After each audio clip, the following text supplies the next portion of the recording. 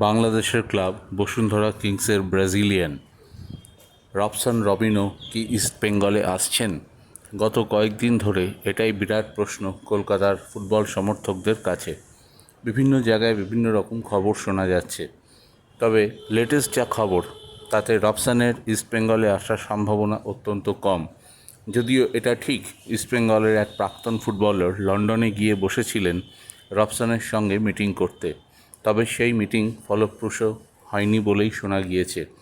Robson এই মুহূর্তে কলকাতায় খেলতে ইন্টারেস্টেড নয়, তিনি আরও 2 বছর বাংলাদেশেই থাকতে চান। বাংলাদেশ মিডিয়া থেকে আগেই জানা গিয়েছে রবসন শুধু বসুন্ধরা কিংসের হয়ে নয়, ভবিষ্যতে বাংলাদেশের জাতীয় দলের হয়ে খেলতেও চান এবং এই প্রসঙ্গে তিনি বাংলাদেশ ফেডারেশনের সঙ্গে কথাও বলেছেন।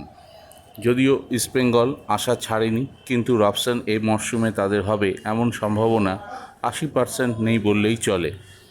তবে মাদি তালাল থেকে শুরু করে বেশ কয়েকজন বিদেশিকে ইতিমধ্যেই কনফার্ম করে নিয়েছে ইস্টবেঙ্গল।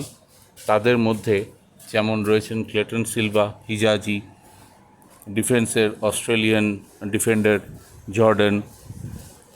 এরা প্রত্যেকেই উচ্চমানের ফুটবলার, আর বিশেষ করে বলতে হয় সাউল ক্রেসপোর কথা।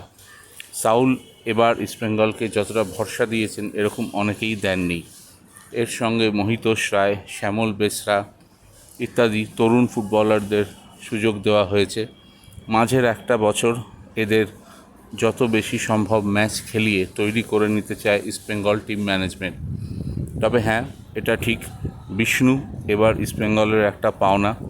অনেক না পাওয়ার মধ্যেও সায়ন ব্যানার্জি যেভাবে উঠে এসেছেন তার কথা না বললেই নয়।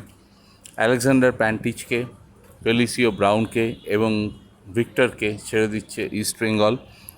এতে অবাক হওয়ার কিছু নেই, তাদের পারফরমেন্স যা ছিল তাতে তাদের লাল হলুদ যে বিদায় জানাবে সেটাই স্বাভাবিক ঘটনা। যাই হোক, ইস্টবেঙ্গল সমর্থকরা অন্তত এইটুকু আশা করতেই পারেন পরের মরশুমে তাদের দল আগের থেকে শক্তিশালী হবে এবং যে ইনভেস্টর সংস্থা এই মুহূর্তে ইস্টবেঙ্গলে আছে তারা কথা দিয়েছে বাজেট আগের থেকে কিছুটা বাড়ানো হবে, কারণ এটা তারা দেখে নিয়েছেন কোচ কার্লোস এবং সবাই মিলে একসঙ্গে কাজ করে গত 3 বছরের থেকে এবার ইস্টবেঙ্গলের জায়গা ভালো হয়েছে, পারফরমেন্সও ভালো হয়েছে। মোহনবাগানকে ডুরান্ট কাপে হারানো গেছে এবং হারানো গেছে কলিঙ্গতে। সুতরাং লাল হলুদ সমর্থকরা আশা রাখছেন।